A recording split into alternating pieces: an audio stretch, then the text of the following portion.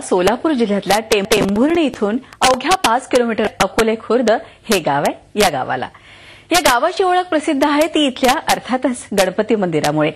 गणपतीचं अकोले अशी या गावाची ओळख आहे। चला तर मग बघूयात या गणपतीची महती। टेंभुर्णी करमाळा रोडवर असलेलं हे गणपतीचं मंदिर नवसाला पावणारा गणपती अशी याची ख्याती आहे।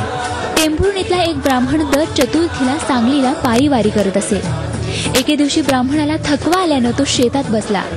तेव्हा ब्राह्मणाच्या मागे येऊन गणपती थांबला आणि म्हणूनच याच ठिकाणी जिथे बाप्पा प्रकट झाला त्या ठिकाणी हे गणेश मंदिर बांधल्याची आख्यायिका इथले पुजारी सांगतात। एके दिवशी गणपती ब्राह्मणाच्या पाठीमागे येत होता आणि ब्राह्मण शेतीत रानात येऊन थांबल्यानंतर गणपती त्याच्या पाठीमागे येऊन थांबला आणि त्यावेळपासून गणपतीची प्रतिष्ठापना झाली।